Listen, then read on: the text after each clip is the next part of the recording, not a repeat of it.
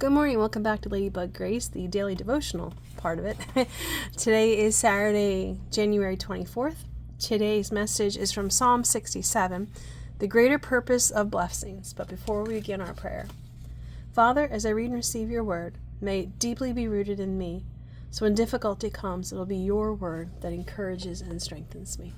So Psalm 67 is not huge, like some of the Psalms. May God be merciful and bless us. May his face shine with favor upon us. May your ways be known throughout the earth, your saving power among people everywhere. May the nations praise you, O God. Yes, may all the nations praise you. How glad the nations will be, singing for joy, because you govern them with justice and direct the actions of the whole world. May the nations praise you, O Lord. May all the nations praise you. Then the earth will yield its harvest, and God, our God, will richly bless us. Yes, God will bless us, and people all over the world will fear him. So today's message is, it is God's nature to bless. However, we need to understand that his purpose is likely greater than we realize. His ultimate goal is far more expansive than just to make us happy or prosperous. In fact, it is never the Lord's intention for his blessings to end with us. He wants them to flow out to others as part of his plan for the whole earth. As we can see in today's psalm, the Lord blesses us so that his salvation, ways, and justice may be known by every nation and people group around the globe. He is always acting with this larger picture in mind, while even working in the minute details of individual lives. Knowing this should fill us with an awesome yet humble sense of significance. Every believer has a part in helping others know and understand the one true God.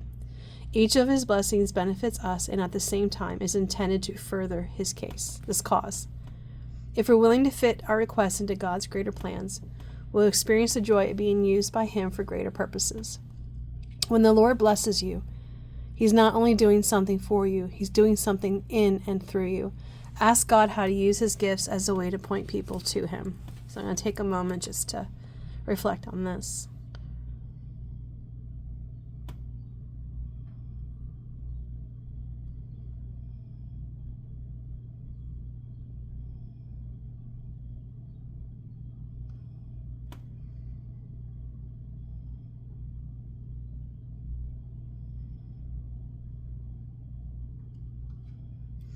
All right. So as I was rereading this, like speed reading, just to get another impression for it, you can always go to your parents, or a child can go to his parents, whatever it may be, and you can ask for things. I want this, I want that. Kids will ask that a lot, of things that they need. But the ultimate goal for this child and what's in his best interest. That's how we need to look at what God does for us. Hi. Sorry, you heard a cat. That's Romeo. He sees the greater picture. He knows the beginning and the end for us. And knowing this, I don't want to say it makes it better, but it makes it easier in life and in a way, but it doesn't make sense when someone passes or someone gets cancer or someone gets this, someone gets that. It's hard to grasp. Because I can say the multiple times I had miscarriages, I didn't understand. I didn't get it. I was very angry with God. Okay, I'm just going to use that. And it wasn't until later on that I understood why. I wasn't destined to be a mother in that sense. It's just, I became a mother in another way. I'll leave it at that. So I tried to be a better influence some other way. And there were things that occurred. I was a step parent then and so forth. So God knows what's best for us, no matter what it may be. And I used the example for yesterday's reading about winning $1 million. Well, not everybody should be blessed in that way, because as we have seen time and time again, people misuse when they get that kind of money. They misuse it. I already know what I would do because I've already talked about it.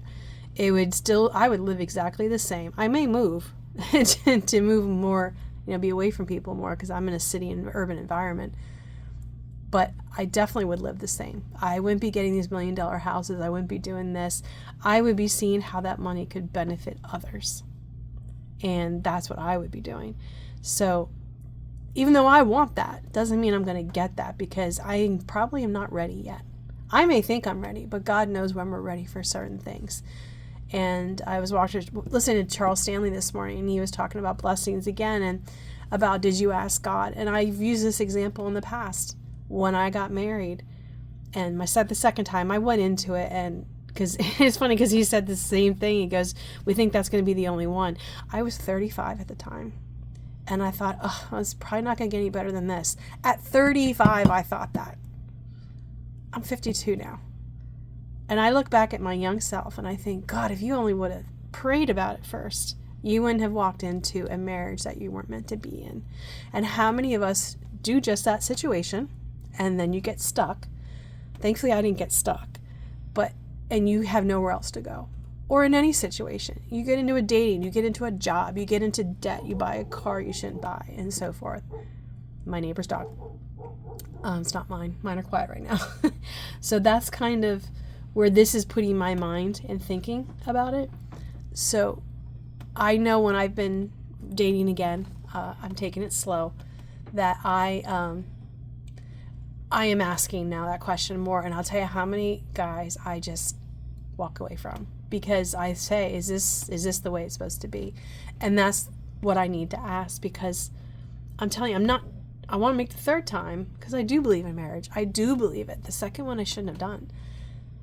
I do believe in it. I do believe in the sanctity of marriage. I believe in this, and having a partner who's going to support me and be there and be godly in this way, and go on this journey. And that's what we all deserve.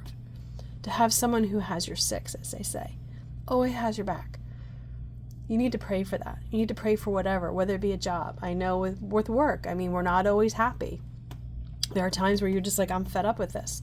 You don't react. You wait and you pray for it, and God will open doors. That's how I got to the position I'm at today when I moved, because I'm in a company where I can move laterally around and don't have to leave the company. I can move around. It's very nice.